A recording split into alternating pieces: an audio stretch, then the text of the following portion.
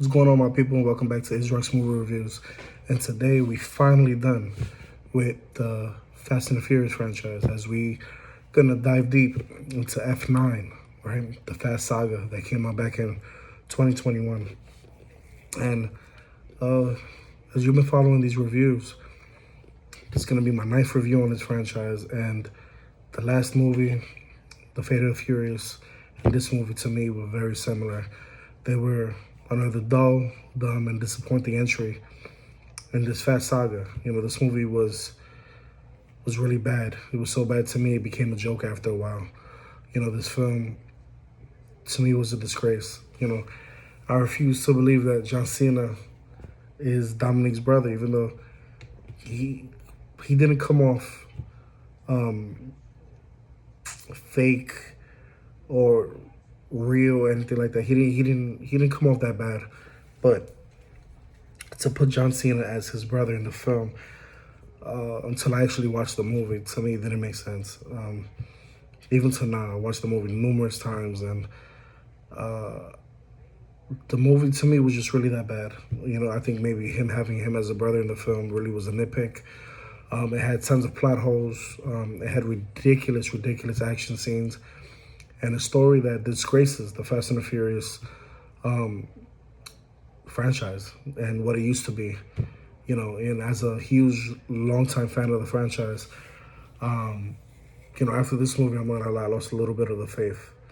You know, I did enjoy when they went back in time and they introduced us to Dom and Jakob, basically the two brothers in this film. And I actually liked the younger versions a lot. I like the way they brought in JD Prado, who I'm a huge fan of. If you don't know who that is, he's the star of The Mayans on Hulu, on FX, and they usually play it on Hulu. And I love that they brought him as their father, you know. Since we do get mention of the father in the other entries, we actually get to see him for the first time and see how everything actually went down. And this movie, just straight out of the gate, you know, the concept is right out of the window out this movie, you know.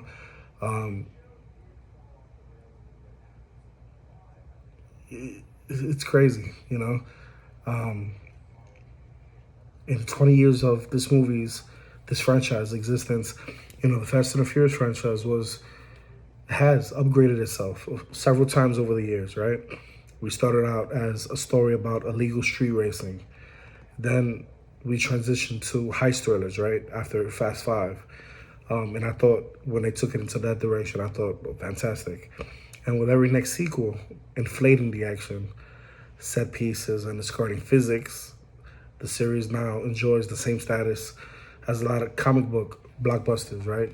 Glued together by its sermons and certain statements about family, right? And this franchise is big on family. F9 continues this new tradition by taking things to these preposterous heights. And to me, this is the second movie in a row where, to me, this entry did not fit in this saga, you know. And all the credit goes to Justin Lin throughout this whole franchise. But him directing this film, I thought was going to be, I thought he was going to get it right back on track, but he really didn't, you know. This was the ninth installment, and it simply looks at all the ridiculous premises from previous films and over-the-top action the last few installments, and it just tries to take them to the next level, right? The next big leap. Logically, and the gravity left the saga a long time back. So viewers expecting anything positive in these franchises are only kidding themselves, including myself. To me, this was brainless entertainment, you know, that can be fun when it's done right, but it's all executed so terribly here that along with common sense goes a sense of joy. You know, the action and drama just feels bland, soulless, and uninspiring. You know, what's crazy is that these characters, throughout the tenure of me watching these movies, you know, they went from car thieves to kind of like the villains and the anti-hero to straight up superheroes. You know, even, you know, Tej, Ludacris in the actual movie says as long as we obey the laws of physics, then we will be fine. To me, that concept right there literally made me laugh. You know what I mean? Just the title alone, F9. You know what I mean? F9, because it was that bad. Made for some really good laughs. You know what I mean? Granted, I wasn't expecting a whole lot from this movie, as the franchise to me was already going kind of downhill. And with each movie, it became more outrageous and more outrageous. Still, I had the opportunity to watch this film, and I've seen it a few times, and it's laughable. You know what I mean? Cipher, played by Charlize Theron, actually summarized how I was feeling throughout the entire movie with one single line that she uttered in the movie. She said, "You gotta be kidding me," right? And when you watch this movie, that's what you tell yourself. Visually, F9 was great, pretty good. But because the visuals definitely are top notch and they help carry the movie to what it is. And basically everything else in the movie wasn't doing much for me. Lacked substance. The characters were decent. And yeah, they had a very impressive cast, an ensemble cast for this movie. I'll admit that much. But this is the second movie in a row where Lucas's black character is in this film. Finally, has a little more to do. But boy, they shorted him. Even Bow Wow's in this film, and I don't expect him to be anything, but Lucas Black in this film should have had some way more to do. He should have kind of, not that anybody could take Paul Walker's place, but he should have had a lot more of that screen time, in my opinion. When you sit down and really watch this, you're not watching it from the script, you know what I mean? But I guess when they were in pre-production, they said, yeah, I'm gonna do this, I'm gonna do that. Right? Dollar's a dollar, I guess, to them in Hollywood. But very, very disappointed. And I'm not saying that F9 is not a watchable film, but it's essentially just another testimony to why Fast and the Furious should have stopped, after Tokyo Drift, in my opinion. You know what I mean? Although I liked 4, I liked 5, and I definitely liked 6. But, this is a very bland and mediocre movie. To be the 9th one in the franchise, very disappointed. I thought that Dom and his so-called family, taking on planes, trains, tanks, and submarines in the previous chapters was a tad too much. And then you get to this film and you're going to be amused, by the places the sequel ventures to. And yet none of this feels remotely surprising, because of this franchise. It to be so outlandish. And it's full of setups, twists, some dull action that never for once stimulates your senses. Not once. Not once it surprises you how predictable they are from start to finish. The performances don't deserve mention. Just like the bad writing here. To me, it was about 140, 150 minutes. And I strongly felt that it even attempts at humor, right? Like all the movies do with Tyrese and Ludacris. And to me, that falls flat this time around. And usually that's one of the positives in these franchises. But overall, F9 to me is as forgettable as it is formulaic, and it isn't even enjoyable for the most part. The ridiculous action sequences, down to the extremity, is just hollow from within. The fall way short of delivering the desired payoff, which we all wanted from beginning to end. It's an absolute chore to sit through this movie.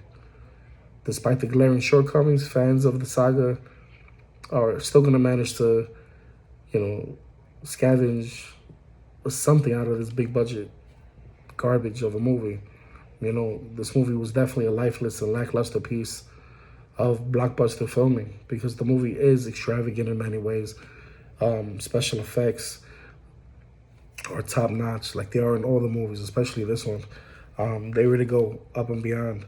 The action is pretty good. They have a sequence in the end of the movie where, they really outdid themselves. But F9 is one of the weakest additions to this Fast saga. And it's no less than utter disappointment. This movie was marginally less interesting to me than the last ones. I felt like they should have had stopped it here, honestly. And I know there's 2 more movies coming out. Right now they're probably filming Fast X, which I'm not really looking forward to. And then they have another film that they're going to close it out with. But I think the real reason that they keep making these movies is because they're so sought after, and they continue making these studios money. For an adventure movie to be good, it needs to be somewhat plausible. You got to have a plot that goes well with the story, not only with the action, but you need to have some realistic moments when it comes to a movie like this. And the movie that they continue to make is unrealistic. It continues to be dumb. Some examples, the driving a Jeep across a falling bridge, but it still makes it to the other side. Where does gravity come into the picture? You know what I mean? In this movie, they end up going to space. Space. Fast and Furious. And I thought that was, and they introduced John Cena, who just doesn't happen to work for me. Maybe just me nitpicking, but he definitely was one of my gripes on this, man. This movie to me sucked. It's not worth your time. But I would say to go see it. If you are a Fast and the Furious fan, just to say that you saw all 9 movies. And this movie was one of the first movies I gave it below a 7. I gave this movie a 6.5 out of 10. And that was being nice. For those who disagree with me, please leave a comment on my Discord. I'll argue you. Trust me, I'll fight you to the death when it comes to this film. You know what I mean? To me, the best ones are definitely 3, 5, 6. The original, even 2 and 3 were pretty good compared to this. But if you like this review, definitely hit the like button, hit the notification bell. And I look forward to seeing you in the future. Peace.